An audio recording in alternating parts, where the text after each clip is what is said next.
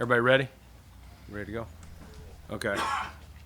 A couple things. One, just want to send out condolences to the Jets and Greg Knapp and his family. Obviously they're a rival team in our division, and you want to beat them and do everything you can, but football's still family, and I never had the pleasure to work with him, but talked to several people and knew who he was. He's always been on another team, and what a sad way to start the season. But, from the Buffalo Bills, we just want to wish the Knapp family and the Jets all the best, Joe Douglas and Coach Sala. A couple other announcements. We've got one guy that did not pass his physical, Jerry Hughes, just training over the summer. Nothing major. He's got a calf strain, so he'll start on the NFI non-football injury list, but everyone else cleared and should be ready to roll for us. And then COVID, we got 2 right now. We've had a few cases over the summer. Most of those have been cleared up, but we got 2 over the last couple of days. Ike Butker and Deion Dawkins. Of course, it happens at the same position. Murphy's Law here, but those guys will not be out there today. They'll go through the standard procedure protocols, and as we're seeing in this country, vaccinated or unvaccinated, sometimes guys that are vaccinated are also getting these breakthrough cases, and we've had a couple of those, including counting these guys in that mix. So again, we're still dealing with this. We're still learning it. It's been a tough, situation for our country, and it's no different here. Our guys are, we've been trying to educate our guys all through back in May and June, and our guys have done a really good job of listening and trying to educate themselves. And are we 100%? No, but a lot of guys have made that decision.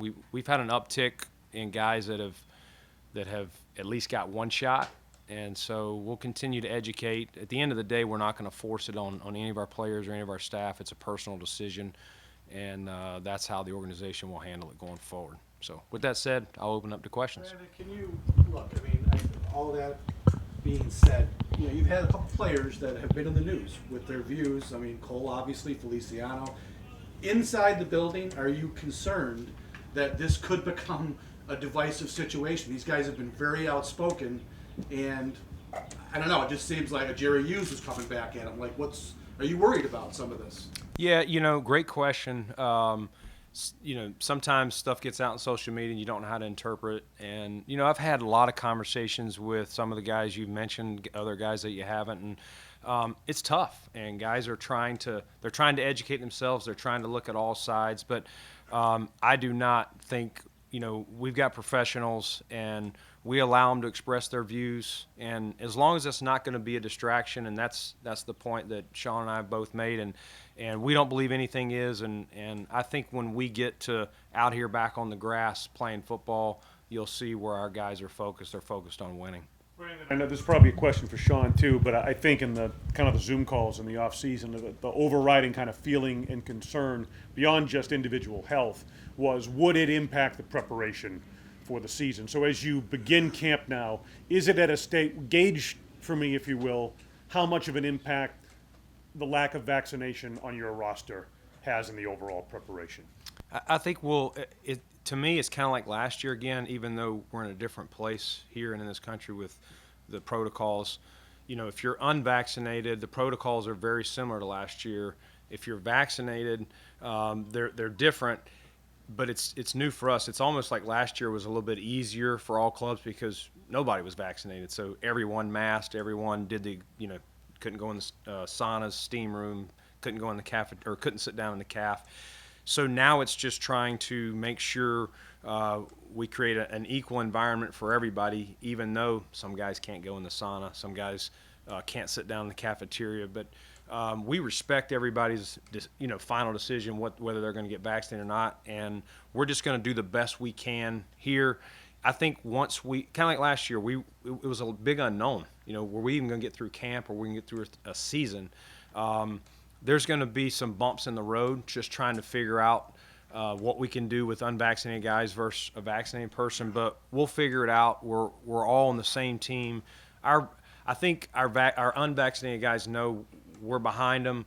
We don't make the rules. It's our job to enforce the protocols and protect each other, and that's what we want to do. And listen, just because I'm vaccinated or someone else doesn't mean that I can't get it either. We're finding that out. So everyone's got to be smart, whether you're vaccinated or not, in this building, and then what we do outside this building. What were your thoughts when you heard, and your feelings when you heard Ron Rivera yesterday talking about how disappointed he is and how frustrated he is with everything?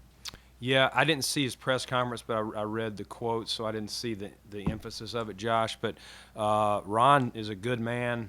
He speaks from the heart, and he's real. He doesn't play games. And so, and I know I talked to him this summer, and he was telling me about his travels, and he was a little bit concerned about the variant going on. And, he had his bout with cancer last year, and his body's still immunodeficient. So I know he's got some concern there. He wants to be able to be up close and coach these guys, but I think his concern was, just trying to make sure what he could do and make sure he protects himself and his other guys. So, I didn't see his actual press conference, so Josh. Alan Sills has said that 80% of the players have started the vaccination process. Can you say, are you at that threshold? For us? Yeah, we're just over 80% that have at least one shot, Mark. Which we've had a lot of guys over the summer that have continued to research it, and that's all we were trying to do is educate them. And some guys in the middle of summer, some guys even yesterday showed up and said, you know what, I think I do want to start that process. And then Bucker and Dawkins, just the protocol. So if you've got a positive, they can't be at the facility. They cannot be at the facility. Can No. you say are they asymptomatic? One is and one's not. Yeah. You said those guys were both vaccinated. I didn't say that they were. I counted them in there in the group that we've had 4 or 5 over the summer that have had it, and at least 2 of those were vaccinated breakthrough cases. Just for clarification, the 80%, is that strictly just players, or is that That's all? just players. Just players. Yeah. Yeah. On that note, Brandon, we've seen some issues with coaching staffs around the league and how they've had to maneuver. Do you anticipate or have anything on that as far as your coaches, or do you expect everyone to be out there? No, all our coaches are vaccinated. I believe we only have one staff member that's in Tier 1 or Tier 2 that has a certain, an exemption. They have a legit reason why they couldn't. And so I believe it's just one, Sal, but none of them are coaches. They're all fully vaccinated. Brandon, you built this team with everybody going the same direction, doing everything the same way, same rules. Is it an adjustment for you and Sean when there are 2 sets of rules for players that you have to deal with this year? Yeah, great question. We don't like that because that can naturally divide anything, whatever team you're trying to build, a business team, a sports team. And so that's probably the bump in the road that I was referring to earlier, is just trying to make sure we can take care of the guys that have chosen to not get vaccinated as well as we do with those that have. Because listen, everybody has personal reasons for not. I have some family that have chosen not to be vaccinated, and whether I agree or disagree, I have to respect their opinion, and it's no different here in the workplace. Brandon, can you back to go to football if we could? Great. Thanks, Sal. Appreciate it. I'll give you a 20 when we're done. It all helps. I want to ask you about expectations. You guys made your big jump last year. Obviously, Josh. How do you think, now that we're here finally, how do you feel this team is prepared to deal with you've got big expectations. You're a Super Bowl contender.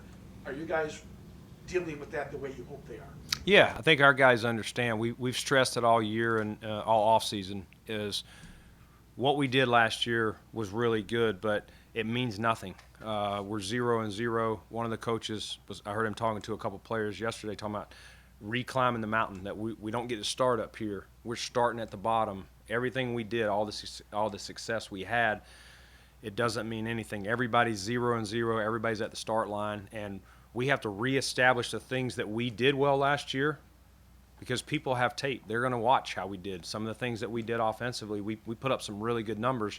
Don't think that teams have not studied that and are going to have game plans to stop that. And then what can we do better? What are the things that we struggled with that maybe didn't help us get over the hump, in that AFC Championship game or an earlier game that season? So high expectations, but it starts here. We got to put the work in, and that's the great thing about Sean. He's well-grounded, and he keeps the coaches well-grounded, and these guys all understand that 2021 is a new year, and nothing that we did in 2020 will affect what we do this year. Brandon, so much of this team's identity the past few years, though, has been kind of embracing that underdog role, that chip on your shoulder, second opportunity. You know what I'm saying here. How do you, piggybacking off Sal's question, how do you make that transition between getting out of that mentality and becoming a contender where you're going to get every team's just absolute best shot, you got a target on your back and whatnot? Well, I think our guys understand that doing something once doesn't make you a great team. Okay, once you're lucky, twice you're good, whatever. If you want to be a consistent contender, you got to back it up. And so we talked here last year about want to win the division so we can host games here. And not only did we get to host one, we hosted two. I would have loved to have been hosting that last game that we lost. But we still have a lot of things that we haven't accomplished that, as good as last year was, we still didn't meet some standards that we want to get to. So, until you win it, in my mind, we're still hunting. And will people be hunting us? Yes, starting with our division. But, again, Marcel, I think our guys understand that, again, what we did last year doesn't mean anything, and let's hit the reset button.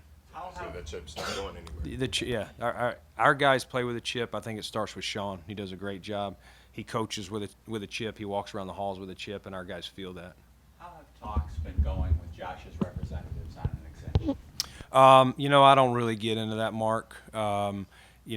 Josh is in a great headspace, and he's ready to roll. And if for some reason we're able to get something done, I'll definitely make sure you guys know. But we're also fine if it doesn't get done this year. And I've said that all along. Josh is in a great headspace. He and I have a great relationship, and he's ready to roll this season, and he's letting his representatives do their job. And like I said, if something happens, great. If it doesn't, we'll focus on the season, and we'll pick it up next year.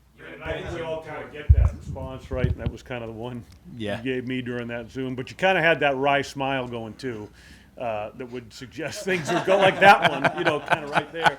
And Sean expressed confidence that this thing was going to happen several weeks ago. Can you, characterize anything? I know you don't want to do it through the media. Yeah. But give us a sense of where things are at. And is there momentum toward this thing happening before something significant taking place on the field? I don't think there's momentum. I just, it's hard for me to really gauge it. It's one of those things, there's many deals I can think of. I don't want to go through them where I'm like, it's not going to happen. It's not going to happen. And then something triggers it. And whether it's the player, whether it's the agent, whether it's something we do on our end that gets somebody's going, and you go, man, we're closer than I thought we were. And so I've laid my head at night, pissed off, no deal's going to happen.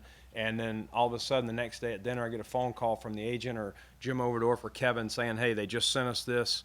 I think there's a chance. And you get back on it and, call the Pagulas and give them a heads up. Hey, I think we can get something done. There's several deals that have been like that. And, again, I couldn't have told you, Matt Milano, that we were going to be able to get Matt. But Matt was hell-bent on being here, and we were going to do everything we could. And that's how you get deals done. And, none of this has anything to do with Josh, but there's no momentum or anything like that. He and I have had great conversations since we've been back here, and he's focused out here. And like I said, if something were to get done, we'd be excited. But if not, we both know that we'll work hard next year to get it done. At the end of last season, you had mentioned that tight end was one of the positions that you would potentially like to upgrade. Nothing significant obviously happened at that spot this off season. I know that you can't speak about players on other teams, but with the salary cap space that you do have available, do you foresee potentially something happening with a veteran player, perhaps adding to that position before the start of the regular season?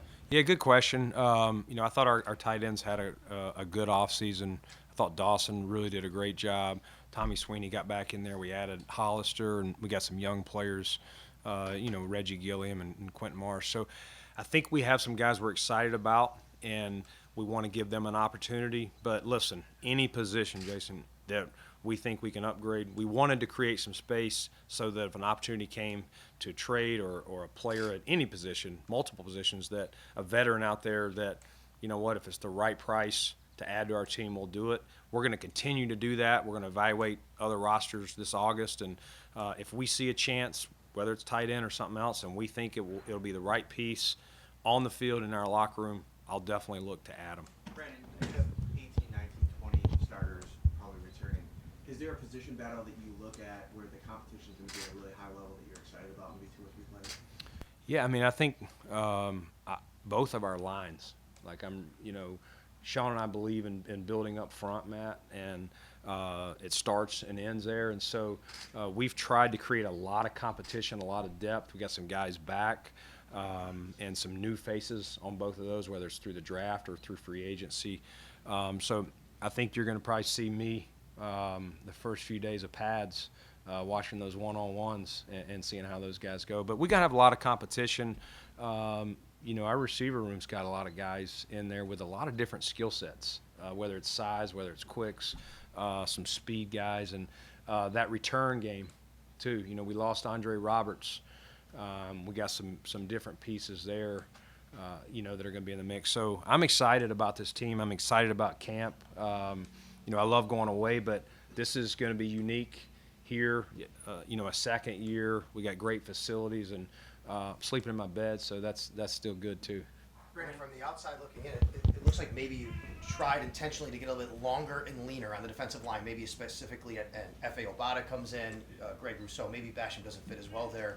Even Mario Addison looked a little bit leaner when we saw him out here in minicamp. Was that by design that you wanted to do that, or was it just the way it worked out? Sometimes it's the way it works. I mean, I'd love to, Sal, always draft height, weight, speed, prototype size, and you can't coach those things. And, what Rousseau has, and, Basham in his own way, and F.A. in his length. But like I said, Basham doesn't have that length, but he's got great feet, and he can anchor in there to where he can anchor on an end or inside. And the versatility is probably the piece that I was looking for most, or we were looking for, and I think that's what we have. I talked about the receiver, but to your point at D-line, we've got a lot of different pieces and guys that can play on the edge or can play inside. And with the expanded roster rules back for this year, first, what did you kind of gather and learn from going through it the first time last year? And second, does it ease the burden at all for you decision makers with a roster as deep as yours appears to be? Yeah, I mean, last year we had 16 practice squad or whatever. So yeah, I mean, we're hoping that continues and that we can, again, you got to get you get to select your 53, and then you got to hope that you can get as many of those guys that you want back on your practice squad. So that'll always be when we get down to that final cut. I think we're going to have some tough calls and some guys that we're not going to want to put on the waiver wire and cross our fingers that they get to us and get them back here, because there's also that rule, the game day rule, where you can activate 2 guys off practice squad without exposing them. So those were some neat rules that we got to try out last year, and got a good feel for how that works and how to use them to our advantage, and I think we'll definitely do that again this year, Chris. Last preseason game, but an extra regular season game. How much have you and Sean talked about the workload heading into the season, and does that change based on that? Yeah, I mean, I think we'll learn a lot this year, Josh. So I don't want to act like we've got all the answers, but we've definitely talked with our performance team, our sports science, and the medical people of starting with camp, how we're going to get through camp, ramp it up, get ourselves in football shape. Our guys have done a great job of getting in physical shape, but they haven't played football yet. So that'll be Sean and his staff's job now to get them to that point, and we'll use the preseason ramp up plus the games. But yeah, we're going to have to monitor workloads through August and through the season, and because there's still only one bye. So I was kind of hoping they'd throw an extra bye in there to allow us to give these guys another week off, but they chose not to. I think we'll be able to tell you even more after the season what we learned and what worked and what changes we may make next year from what we learned this year. Brandon, Some of your third-year guys, Singletary, Knox, and Ford, specifically for each, what do you need to see from them this summer for them to turn the corner in your mind? Yeah, I think all those guys will. Singletary. I thought he had a really good rookie year. I think last year, for whatever reason, he didn't have the same year, but it wasn't all bad either. I think he did some good things. It just I think he expected more of himself, and he's in great shape. He had a really good offseason. Cody. Cody's had a tough injury. The last couple of years, he fought through it the first year. Last year, again, unfortunate, a couple surgeries, but he did. He probably had as good an offseason as you could ask for, dealing with 2 surgeries. That's not easy to also get your strength back. He's in great shape. He's excited. You see a big smile on his face. I saw him in the calf this morning. He's ready to roll, and so he'll come back in. Like every position, though, Joe, these guys are going to have to compete. Zach's coming off his injury at running back, and he'll work his way back, and I think it's going to be a really good competition at running back, and whoever starts will start, but I'm sure it'll be pretty similar. Brian Dable will go with the hot hand. It may be one guy this week and another guy the next week. Brandon, you've been pretty complimentary over Levi Wallace these last couple of years. How has he gone from somebody who was undrafted to a guy who's played a lot of meaningful snaps for this team? Yeah, I mean, nothing phases him. And you go back to his story at Alabama. He wasn't a 5-star recruit, anything like that. He just finds a way. He's always in the right spot. His teammates love him. He's just one of those guys. Sean uses this term, and I agree with it, like a glue guy. Just guys are confident. They don't worry about him. Does he a height, weight, speed, and have all the things that some guys have that are drafted high? No. But he knows how to play football. He has great instincts. He has great awareness, and he works on his game. And he's one of those guys. We've continued to bring competition to him, and he doesn't bat an eye. If we'd have drafted a corner in the first round, you wouldn't even known it from Levi. He's just going to come in and he's going to beat me out, and that's his motto. And that's the type of player that we like here, and we were glad to get him back this year. Brandon, with all the competition and depth that you guys have on the roster, can you afford to have guys like what Andre's been the past couple of years that basically their entire role is just on special teams, or do you need to focus on finding guys that can contribute either offensively and defensively while also filling those special teams roles? Yeah, John, good question. Special teams is important for us, and I think we've put an emphasis on that. We would have loved to have kept Andre, but the cap going down, it was just we had to pick and choose, and I think he'll do a great job in Houston. But no, we brought Tywan Jones back. I think that's his number one thing is a special teams player, especially a gunner. He's an elite gunner. We have other guys, Matakevich, who we extended this year to add. He did such a great job and has brought a leadership element to our special teams. So we're still always going to put a lot of emphasis on our teams. But, yeah, it's important for those guys that are not frontline starters to play 2, 3, 4 phases for us. And that's what we emphasize. And, Sean and I do meetings with all these guys as they check into physicals. And that's one of the things that we emphasized yesterday to them is, hey, listen, if you do not win that starting job, you better be in Heath Farwell's hip pocket, and you need him telling us how much he needs you on these 2 or 3 phases. That's how you're going to get a jersey on game day. Let's take 2 more, please. Brandon, one more on Cody.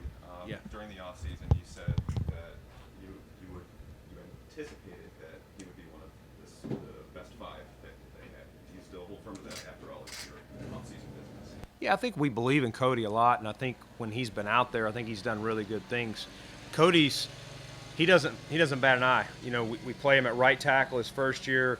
We move him in at guard. We bounced him around last year, whether it's left guard or right guard to start out, and that's not easy for a young player to just move around. He doesn't say a word, and so I think the thing we're going to try to do with Cody is figure out. He'll get work at both guards, but figure out which spot's best for him, and he's going to have to go win it. He's going to have to go show who he is and why we picked him where we did. But I'm very confident in him, and I think once he gets out there and gets his feet under him, I think we'll see the Cody that we drafted. Brandon, where is Star Lotulelei at this point?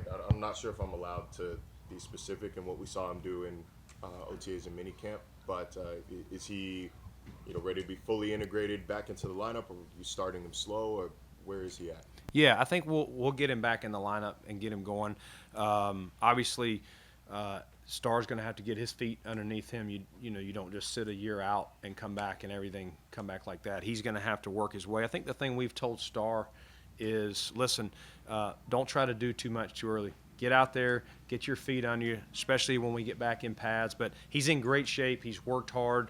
I see a renewed smile, a renewed energy. You know, Starr's a man of few words. You guys probably know that by now. But he seems excited to be here. We're excited to have him back. He's been an integral part of our success. I can tell you our linebackers are glad to have him back. He does a great job of letting those guys run free. And so I'm sure Ed Oliver will be glad to have him back as well.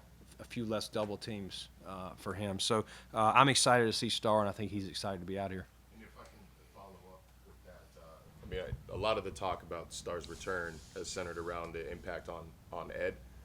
But you mentioned the linebackers. What do they benefit from having Starr back on the field?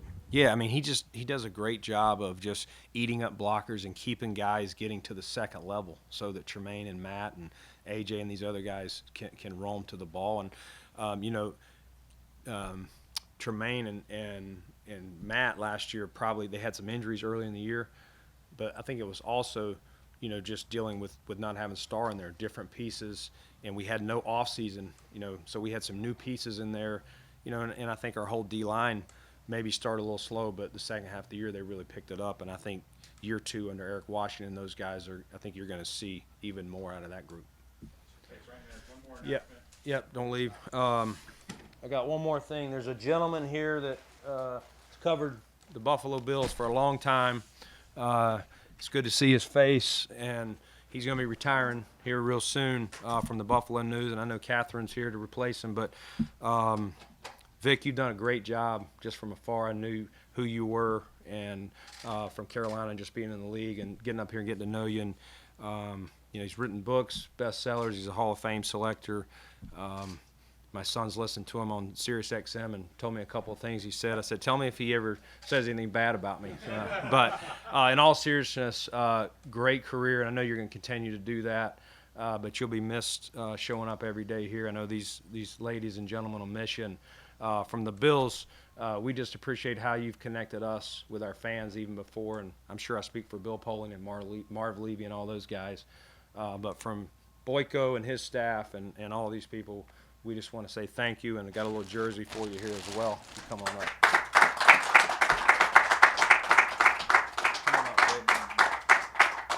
Thanks. Yes, sir. You're finally a first-round pick. Can I ask him some questions here? Thank you very much. I appreciate it. Don't have any words. Just thanks. You're welcome. Thank you all very much.